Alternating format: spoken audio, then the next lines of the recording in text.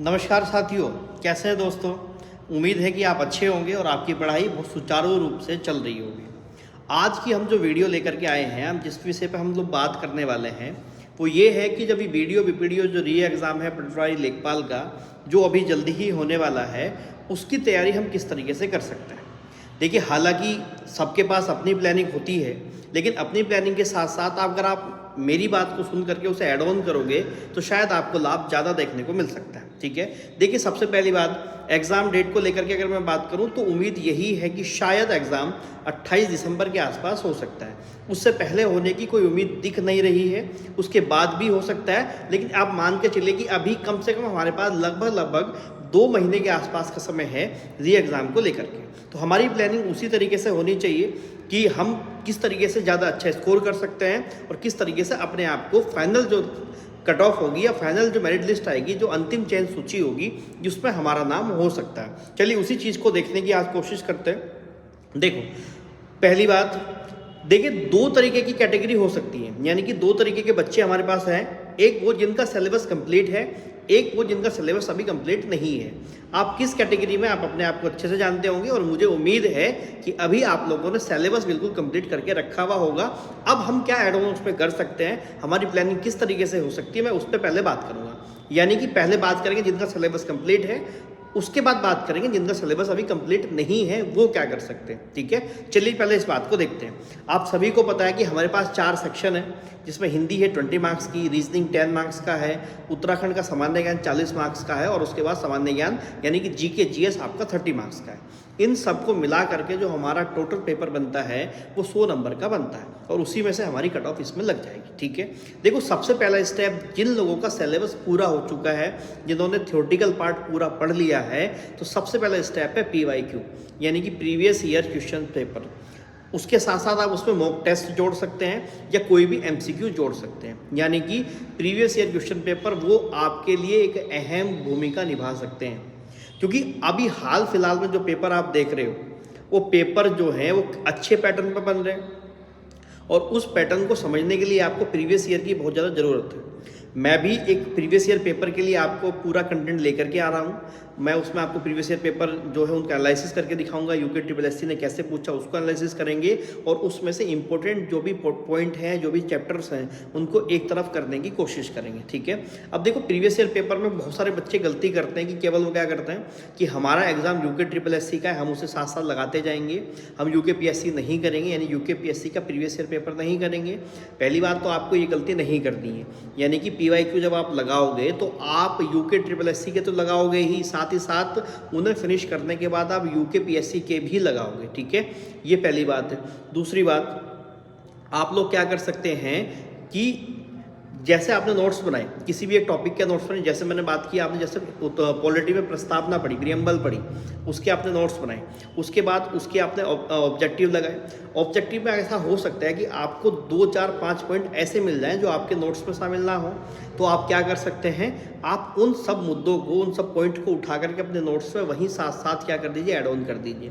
क्योंकि जब आप हम अगले स्टेप पे पूछेंगे और जब हम रिवीजन की बात करेंगे, उस स्टेप पे वो आपको लाभ देंगे, यानी कि फिर आपको बार बार MCQ की तरफ जाने की आवश्यकता नहीं पड़ेगी। आपने वो जो इंपॉर्टेंट पॉइंट थे, जो आपको नहीं पता था या आपको वो नए मिले, उन नए पॉइंट्स को आपने ऐड ऑन कर दिया किस और, आपने उनको अपने पेपर में या अपने नोट्स के अंदर ऐड ऑन कर दिया। तो आपके नोट्स क्या हो रहे हैं, एक तरीके से रिन्यू हो रहे हैं, बेहतर हो रहे हैं और सब कुछ वो चीज़ें जो आपको नहीं पता है वो उसके अंदर इंक्लूड होती जा रही हैं। ठीक है, प्रीवियस ईयर पेपर मस्ट हैं, उनको ज़रूर लगाना है, उनका एनालिसिस भी करना है। मैं करवाऊंगा अपने स्तर से एनालिसिस, वो आपको लाभकारी हो सकता है अगर आप उसे देखेंगे तो। ठीक है, इसके अलावा देखो, दूसरी बात है, यदि आप चैनल पर नए हैं भाई तो चैनल को सब्सक्राइब जरूर कर देना। हिंदी की क्लासेस वहाँ पे चली हुई हैं, आप हिंदी की क्लासेस देख सकते हैं। इसके अलावा आपकी नई क्लासेस हैं वो जल्द ही मेरे चैनल पे शुरू होने वाली हैं, मैं उनको प्रिपेयर कर रहा हूँ और उसको आपको पहुँचाऊँगा मैं आप तक। ठीक है, दूसरी बात है, देखो, रिविज़न। किसी भी एग्ज़ाम को निकालने के 2-3 स्टेप्स हो सकते हैं। पहला स्टेप है आपका सिलेबस कंप्लीट हुआ, PYQ करें और फिर अगला स्टेप आता है उसमें सीधा सीधा रिवीजन। ठीक है, यानी कि आपको रिवीजन करना ही पड़ेगा। 2 तरीके से आप अपने दिन को बांट सकते हैं। पहला तरीका क्या होगा कि आप PYQ भी लगा सकते हैं, दूसरा तरीका आपको उसका रिवीजन करना है, यानी कि आप सब्जेक्ट वाइज चलिए। आप देखिए कि आपने किन किन सब्जेक्ट को बेहतर कर लिया है, उस सब्जेक्ट का एक थ्योरेटिकल पार्ट लेकर के चलिए और साथ में उसका PYQ लेकर के चलिए, यानी कि आप एक साथ दोनों चीज़ें ज़रूर चलाइए। रिवीजन आपकी की है, क्योंकि आप जितना ज़्यादा उसको अपने एल्गोरिथम में डालेंगे, अपने दिमाग के सिस्टम में डालेंगे, उतना ज़्यादा आप उसे रिकॉल कर पाएंगे। और पेपर निकालना सबसे बेहतर होता है जब आपकी रिकॉलिंग पावर ज़बरदस्त हो।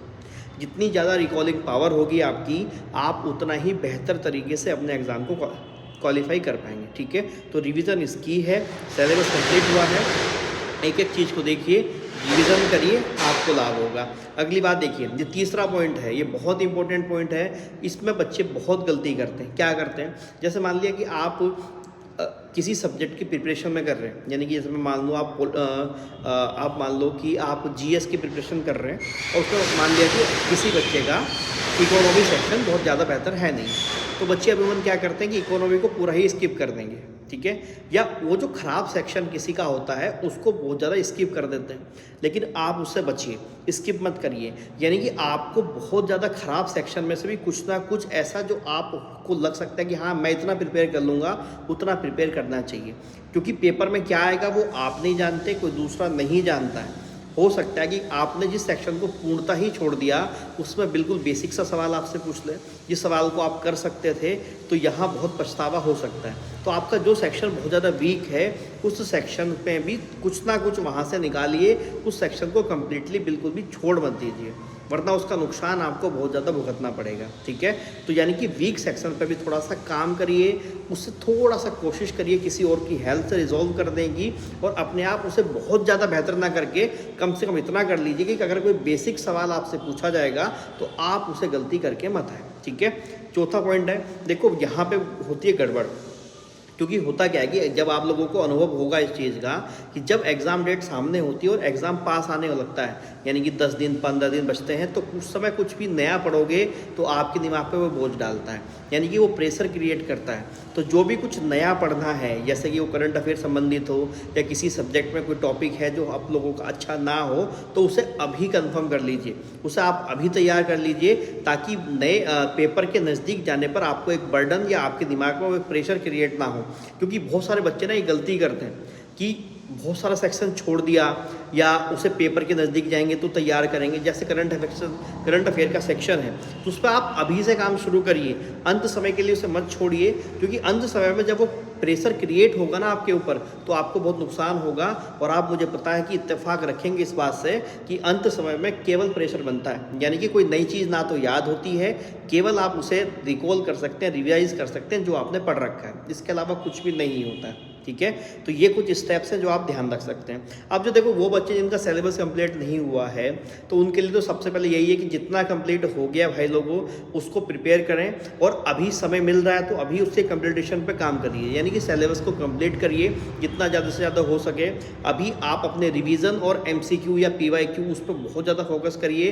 रिवीजन जितना ज़्यादा होगा उतना बेहतर होगा, यानी कि अगर आपने 60% सिलेबस कवर किया है, तो आप उस 60% को इतना बेहतर कर लीजिए कि उसमें से अगर सवाल बनेगा तो आपसे वो छूटे नहीं। साथ ही साथ इसमें आप उस वीक एरिया को टारगेट कर सकते हैं, यानी कि अगर कोई आपका भी वीक एरिया है, जैसे मान लें किसी की, मान लेते हैं कि पॉलिटी बहुत ख़राब है, अच्छी नहीं है, तो उसे अभी टारगेट कर लीजिए, क्योंकि अभी समय है, आप बेहतर तरीके से उसे कर पाएंगे। ठीक है, इसके अलावा अगर कोई आपका सवाल होगा किसी भी चीज़ से जुड़ा हुआ, तो आप डालना, मैं कोशिश करूँगा उसका जवाब देने की।